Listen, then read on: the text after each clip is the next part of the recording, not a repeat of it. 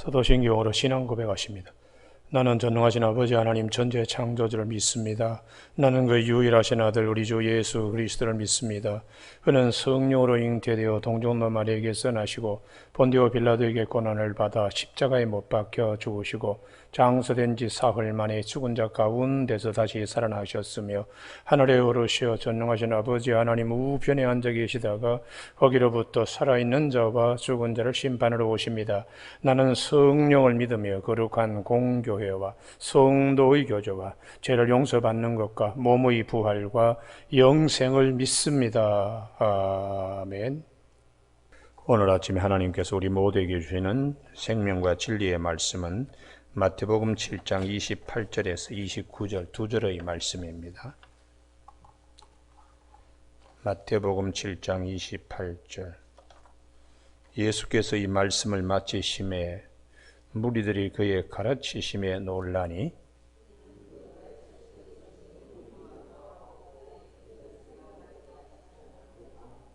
아멘. 오늘 29절에 이는 그 가르치는 것이 권위 있는 자와 같고 그들의 서기관들과 같지 아니함일러라 하는 말씀 중심으로 주님의 가르치심이 다른 이유라는 제목으로 말씀을 나누겠습니다.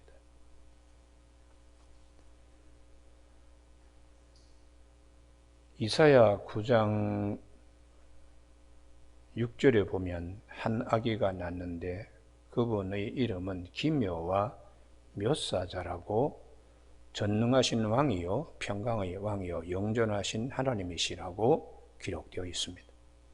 그때 기묘, 모사 여기에 굉장히 중요한 의미를 가지고 있습니다. 우리로서는 도저히 이해하기 힘들 기가 막히신 분이시고 참 그분은 지혜로우신 분이시고 뛰어나신 분이라는 표현이 예수 그리스도에 대하여 말씀합니다. 그 말씀이 오늘 우리들에게 이렇게 비치는 것입니다. 흑암과 어둠의 그늘에 앉은 자들에게 생명의 빛이 큰 빛, 생명의 빛이 비치듯이 말씀을 다 듣고 나니까 28절에 무리들이 놀랐다고요. 기묘와 모사의 주님이시죠. 이는 그 이유는 가르치시는 것이 권위를 가지고 계시기 때문이고 서기관들 평소에 다른 사람들에게 그 말씀의 뜻을 물으면 그분들이 대답하는 것과 차원이 다른 이제 그런 예수님에 대한 말씀을 기록해 주고 있습니다. 왜 이렇게 권위를 가지고 계시고 차이가 있는가? 그것은 딱 한 가지 때문입니다. 신분이 다르기 때문입니다. 하나님으로부터 오신 분이요 하나님의 아들이시기 때문입니다. 할렐루야. 그렇기 때문에 우리는 사환이 말하는 것하고 또 아들이 말하는 것하고는 벌써 자신감이 다르지요. 사환이 말하는 것과 아들이 말하는 것. 그래서 히브리서 3장 5절에 모세는 장래에 말할 것을 증언하기 위하여 하나님의 온 집에서 종으로 신실하였고 그리스도는 하나님의 집을 맡은 아들로서 그와 같이 하셨으니 우리가 그러므로 예수 그리스도를 믿는 것은 대단히 큰 축복입니다. 할렐루야. 왜냐 그러면 하나님의 아들을 우리가 믿고 따르는 것이기 때문에 그래서 하나님의 아들 예수 그리스도께서 이 땅에 오신 것은 마태복음 5장 17절에 선지자와 율법과 선지자를 폐하러 오신 것이 아니라 부족하기 때문에 아주 모호하기 때문에 확실하게 그것을 완성시키려 오셨다고 주님이 그렇게 말씀하셨습니다. 그러니 서기관들은 주로 이제 필사를 많이 하지요.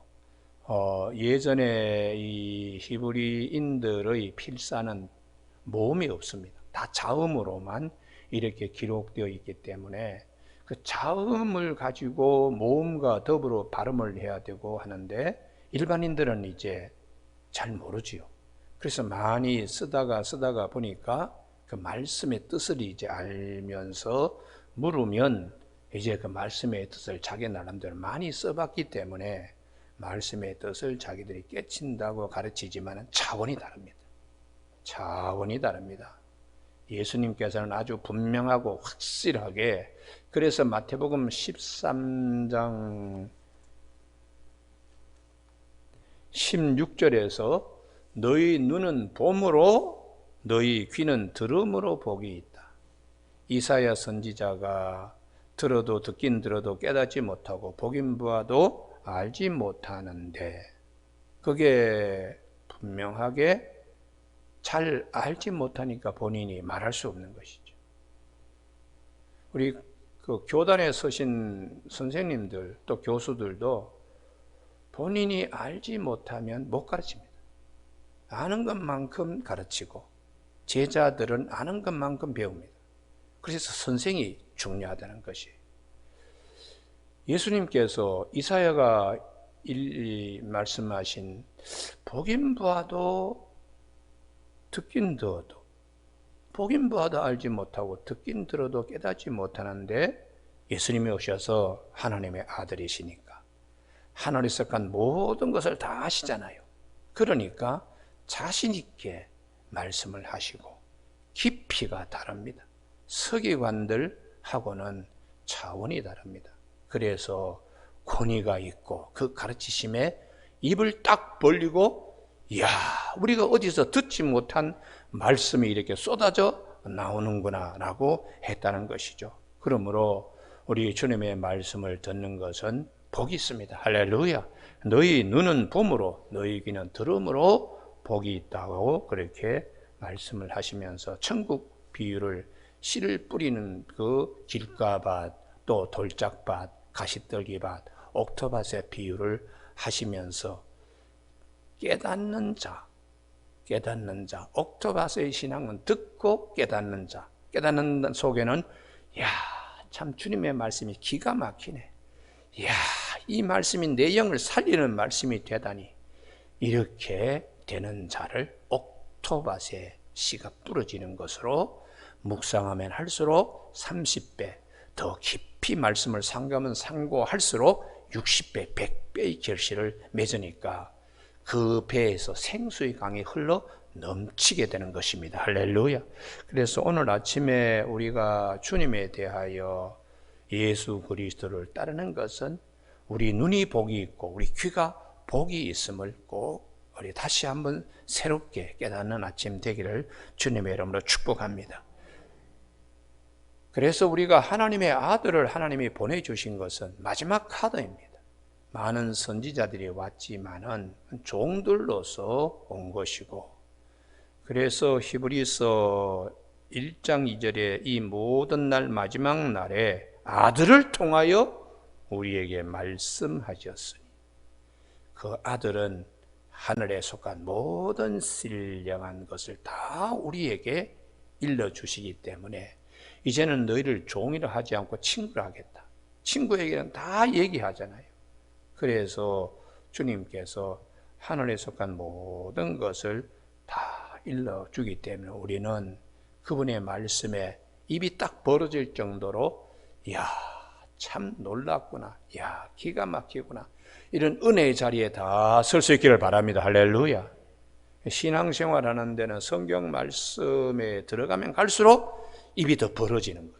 그런데 이제 신앙이 전혀 없는 분들은 성경 말씀이 너무 어렵습니다. 한글로 되어 있는데도 무슨 말씀인지 유감스럽게도 그런 분들은 영에 속한 자리까지 들어가야 돼요. 우리 영혼, 사람의 영 외에는 우리 사람 속에 있는 것을 알지 못하듯이 하나님의 영 외에는 하나님의 깊은 것을 알 수가 없다.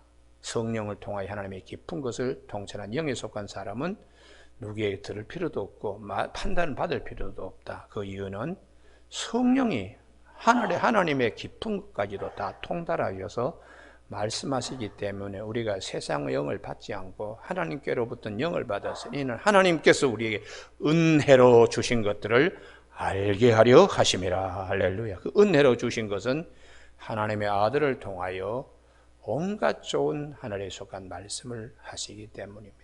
그래서 예수님의 말씀은 신분이 다르기 때문에 권위가 있습니다. 그분의 신분은 하늘에 속해 있기 때문에 빌라도가 예수님을 심문할 때에 요한복음 18장 36절에 내 나라는 이 세상에 속한 것이 아니라고 말씀하세요. 내 나라는 이 세상에 속한 것이 아니고 하늘에 속한 것이기 때문에 이 진리에 대하여 말씀하는데도 잘 알지 못한다고. 진리가 뭐냐? 이렇게 빌라도가 물었지만은 빌라도는 예수님을 눈앞에 이렇게 보면서 신문하면서도 듣긴 들어도 깨닫지 못하고 보긴 보아도 알지 못했습니다.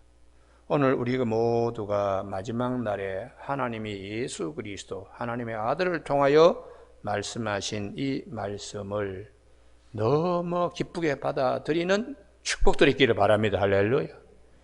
우리가 하나님이 아들을 통하여 우리에게 말씀하신다는 것은 그 이상의 축복이 없습니다. 그 이상의 축복이 없습니다.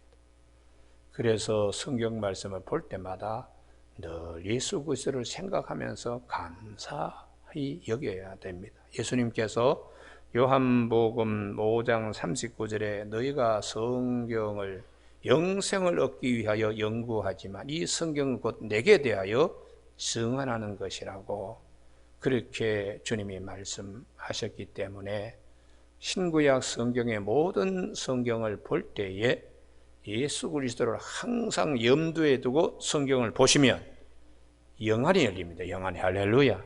이게 애매모호했던 것이 이 말씀이구나. 이 말씀을 위해서 이 말씀이 여기에 있구나. 구약의 신약을 신약의 구약을 이렇게 서로 밤에 진리가 진리를 말씀하듯이 어두운 세상에 주님의 말씀을 듣고 그 깨달음과 그 음성에 기뻐하는 것입니다. 그래서 주님이 요한복음 6장 63절에서 살리는 것은 영이니 육은 무익하나 내가 너희에게 이르는 말이 영이요 생명이라고 그렇게 말씀하시죠. 두 번째에 예수님의 말씀은 우리를 살리는 말씀이요 영의 말씀이기 때문에 권위가 다릅니다. 할렐루야. 주님께서 이제 내일 아침부터 살펴보는 이제 병 고치고 이런 능력 행하는 일들에 대하여 쭉 증거하는데 보통 사람이 할 수 없는 말씀하실 때에 문둥병도 낫고 귀신도 나가고 바다에 풍랑이 일던데 바다도 잠잠하고 바람도 잠잠 모든 것이 순종하는 것입니다. 그래서 그분의 말씀은 하나님의 아들이기 때문에 그분의 말씀은 말씀대로 이루어지는 거예요. 할렐루야. 그래서 말씀이 천지를 창조하실 때에 함께 태초에 계셨는데 그분이 곧 하나님이신데 이 말씀이 육신이 되어 우리 가운데 오셨다는 거예요. 그래서 요한복음 1장 14절에 말씀이 육신이 되어 우리 가운데 거하시며 우리가 그의 영광을 보니 아버지의 독생자의 영광이요 은혜와 진리가 충만하더라 그렇게 말씀하십니다. 그래서 우리가 주님의 말씀은 곧 이루어집니다. 그렇기 때문에 말씀을 우리가 마음에 잘 받으면 그 다음에 선말씀 후 사건의 축복이 있습니다. 할렐루야. 주님으로부터 음성을 들으면 그 음성을 받았기 때문에 사건이 일어납니다. 신람 연못에 가서 씻으라 하고 말씀을 받잖아요. 그 말씀대로 순종하여 가서 신람 연못에 가서 씻으니 맹인이 세상을 밝히보는 눈을 가지게 되었습니다. 선말씀 후사건. 그러므로 주님의 말씀은 권위가 있는 것은 그분이 하나님의 아들이라는 신분 때문이요. 두 번째는 능력. 주님의 말씀은 세상의 모든 것을 좌우하는 능력을 가지고 계시기 때문에 우리가 그분의 말씀을 따르는 것은 큰 축복이요. 입이 딱 벌어지게 기묘와 묘사자의 은혜 가운데 있게 되는 것이죠. 그래서 구약 성경에 어느 누구도 하지 못하는 죽은 자를 말씀으로 살리는 것이. 회당장 야이로의 딸이 12살 되었습니다. 제일 아버지로서 참 키운 보람이 있는 그때에 죽었습니다. 그때 예수님께서 달리다 쿰, 소녀야 내가 네게 명하노니 일어나라. 이 한마디 말씀에 이 12살 소녀가 일어나는 것입니다. 죽었던 자가 살아나는 것이. 그리고 누가복음에 보면 나인성 과부의 아들이 있지요. 이 아들 하나만 보고 이 어머니가 모든 기대를 걸고 모든 정성을 다한 아들인데, 다 키운 아들인데 푸둥푸둥 하다가 그냥 넘어지니 얼마나 그냥 세상이 무너지는 것 같잖아요. 그때 예수님께서 관을 들고 나오는 그 자들에게 걸음을 멈추게 하시고 관에 손을 대시며 청년아 일어나라. 한마디 말씀에 청년이 일어났다. 그리고 예수님이 정말 사랑하는 마리아 마르다 나사로의 가정에 나사로가 병들어 죽게 되었을 때 예수님이 금방 오시지 않습니다. 이틀 더 지난 후에 나사로의 몸에서 온 썩은 냄새가 날 때 주님이 오셔서 나사로야 나오라 한마디 하니까 나사로가 그 수건을 동요 맨채로 또 그 세마포옷을 동요 맨채로 뚜벅뚜벅 걸어서 나왔다고요. 그렇기 때문에 우리가 주님의 말씀은 곧 사건으로 그대로 일어납니다. 할렐루야. 그래서 제일 마음에 기록해야 될 말씀은 요한복음 11장 25절입니다. 나는 부활이요 생명이니 나를 믿는 자는 죽어도 살겠고 무릇 살아서 나를 믿는 자는 영원히 죽지 아니하리라. 이것을 내가 믿느냐? 내 말이 내가 믿으면 하나님의 영광을 보리라 하지 아니하였느냐? 말씀이 곧 사건이 되는 겁니다. 할렐루야. 그래서 우리가 그 이름만 영접하여도 하나님의 자녀가 되는 권세를 주신다고 요한복음 1장 12절에서 말씀합니다. 그러므로 예수 그리스도를 따르는 사람은 말씀을 믿는 사람입니다. 할렐루야. 예, 말씀을 믿는 사람. 말씀을 믿는 사람입니다. 처녀가 어떻게 아기를 낳느냐? 그렇지만은 하나님의 말씀이 천지를 창조하셨기 때문에 이사야 7장 14절에 처녀가 잉태하여 아이를 낳는데 그 이름을 임마누엘이라 하는 말씀대로 주님이 오셔서 하나님의 아들로서 우리에게 영원한 생명을 주시기 위하여 오신 것이고 하늘에 속한 자로 우리에게 말씀을 가르치시니까 그 이전에 모세가 혹은 선지자들이 하지 못한 차원이라는 것이죠. 그래서 우리가 로마서 13장에 모든 권세는 하나님께로부터 온다고요. 하나님께로 났기 때문에 로마서 13장 1절에 권세는 하나님으로부터 나지 않음이 없나니 모든 권세는 다 하나님께서 정하신 것이라고. 권세, 하나님의 아들의 권세. 그러므로 그분이 말씀은 말씀하시는 대로 이루어지는 겁니다. 여러분 오늘 아침에 이 믿음의 확신이 있기를 바랍니다. 할렐루야. 이 마태복음 7장 제일 마지막에 28절 예수께서 이 말씀을 마치심에 무리들이 그의 가르치심에 놀라니라. 놀라는 것으로 끝나면 안 됩니다. 믿어야 됩니다. 할렐루야. 주님으로 믿고 따라야 됩니다. 이는 그가 가르치는 것이 권위 있는 자와 같고 그들의 서기관들과 같지 아니함이었다. 이렇게 구경하면 안 되고요. 아멘 할렐루야 하고 말씀 속에 뛰어 들어가야 돼. 할렐루야. 주님의 옷자락을 붙들듯이 말씀을 붙드는 그 축복이 있는 것이죠. 그래서 우리가 이 계시 가운데 자연 계시, 역사 계시, 특별 계시, 자연을 통해서도 하나님이 당신을 드러내시고 역사의 흐름을 통해서도 하나님이 당신을 드러내시지만 특별 계시는 말씀의 육신이 되어 우리 가운데 오신 성육신하신 하나님, 두 번째 기록된 말씀, 세 번째 선포되는 말씀입니다. 그래서 말씀을 항상 우리가 설교 시간에 들을 때에 설교자의 설교를 통하여 내 안에 계시는 성령님이 다시 재설교를 하세요. 기억나게 하시고 생각나게 하시면서 우리에게 꼴을 먹이십니다. 할렐루야. 그렇기 때문에 집중해야 돼요. 집중력. 근데 이게 집중력이 딱 떨어지면 그 다음에 끈을 놓치기 때문에 그 다음부터는 이제 막 흐려지는 거죠. 예배 시작하면서 가졌던 마음이 설교를 들으면서 이제 다시 붙들고 있다가 한 5분, 10분 지나면서 그 다음에 끈을 놓으면서 설교를 통하여 들려주의 하나님의 음성을 못 들으니까 신앙생활에 힘이 없습니다. 신앙생활에.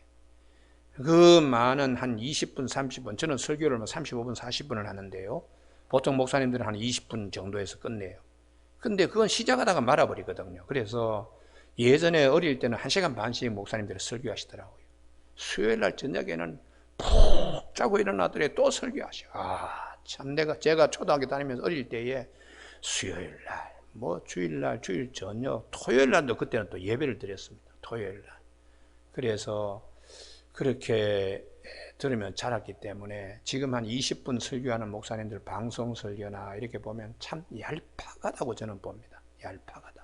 손 담갔다가 그냥 내는 식으로 교인들이 부담을 갖지 않도록 설교를 해요. 그러나 말씀이 그렇게 되어서는 항상 겉만 돌다가 맙니다. 몇 기칠하다가 말아버려요. 그렇기 때문에 깊이 들어가서 심지가 바뀌려고 그러면 참아내는 마음을 그걸 가져야 돼요. 그걸 가져야지. 그래서 막 허리가 그냥 빌빌 털린다고 이렇게 하면서 또 때로는 어떤 분은 그냥 시계를 턱하게 건드린 분도 계시고 주보를 가지고 말아가 툭툭 치는 별 분들이 다 계십니다. 저희 교회는 감사하게 설교 시작에서 끝까지 집중력이 우리 교회만큼 이렇게 대단한 교회는 제가 부흥회도 많이 다녀보고 다른 교회 가서 설교도 많이 해봤는데 우리 교회만큼 듣는 자세가 이렇게 좋은 교회는 대한민국에 우리 교회밖에 없지 않을까 저는 그렇게 생각합니다. 왜냐하면 40분 동안에 조는 분이 안 계십니다. 조는 분이요. 한 15분, 20분 지나고 나면 여기저기서 코 고는 소리 나고요. 머리 다 이렇게 그냥 푹 내리는 경우가 많습니다. 그러나 조는 분이 안 계신다는 것은 마귀가 유혹하는 분이 없다는 것이죠. 그래서 너무 감사한 거죠. 너무 감사합니다. 오늘 아침에 우리가 깊이 말씀에 들어가기를 바랍니다. 할렐루야. 말씀을 붙잡아야 사건이 일어납니다. 사건이 일어납니다. 우리 주변에 보면 아파트가 굉장히 많습니다. 이사를 할 때에 똑같은 평수라도 이게 내가 들어갈 집이 지원하고 자기 집이 있듯이 말씀도 40분 동안에 자기 말씀이 있는 겁니다. 그래서 그 말씀을 붙들 때에 너무 기쁘고 들어가며 그래 주님이 요한복음 10장 9절에 나는 양의 문이다. 누구든지 내게 오면 구원을 받고 들어가며 나오며 꼴을 얻으며 10절에 내가 양에게 생명을 주려고 하고 더 풍성히 주려고 오셨다고. 주님의 말씀을 우리가 깊이 상고하면 할수록 더 풍성한 은혜를 누리기 때문에 말씀이 살아있는 것입니다. 항상 그래서 이 말씀의 꼴을 그래서 너희는 신령한 젖을 사모하라고 사도 베드로가 그렇게 말씀해요. 신령한 젖. 주님의 가슴에서 우러나는 신령한 젖. 그것은 성령께서 우리 안에서 주시는 말씀입니다. 오늘 아침 우리가 주님의 말씀 산상수훈을 통하여 주님이 깨닫게 해주신 말씀은 기가 막히죠. 그래서 이제 들어 그럽니다. 성경 말씀이 산상수훈이 참 기가 막힌데 그리고 여운을 남기는 분들이 있습니다. 근데 교회는 나오기를 싫어하고 예수님을 주님으로 모시기는 싫어하고 윤리로만 성경을 보는 것이죠. 참 불행한 자입니다. 내 말이 곧 영이요 생명인데 생명으로 봐야 됩니다. 할렐루야.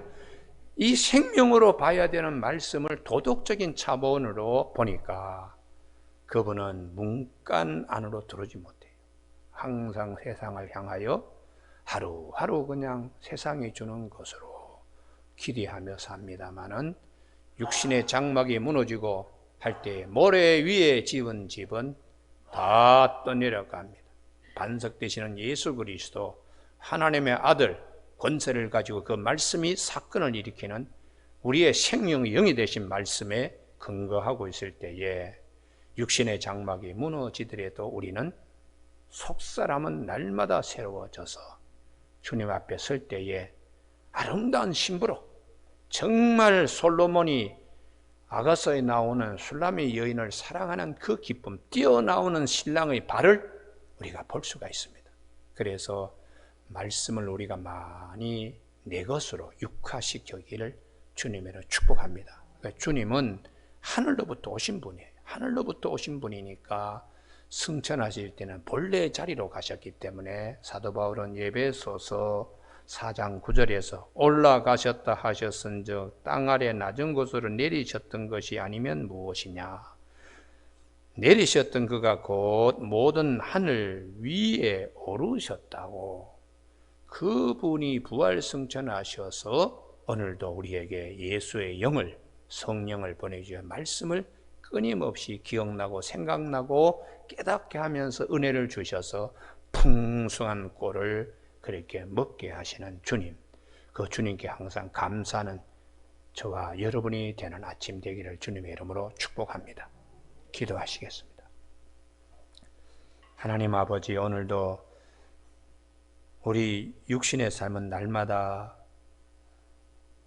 부패하지만은 우리 속사람은 날마다 새로워지기 때문에 주의 말씀을 보고 기뻐하며 주의 말씀을 영혼의 양식으로 삼으면서 즐거워할 수 있는 귀한 자리에까지 믿음이 성장하며 성숙할 수 있게 해주심을 감사를 드립니다. 오늘도 우리가 하나님의 말씀, 주님의 말씀, 예수 그리스도를 통하여 우리에게 주시는 말씀은 권세가 있습니다.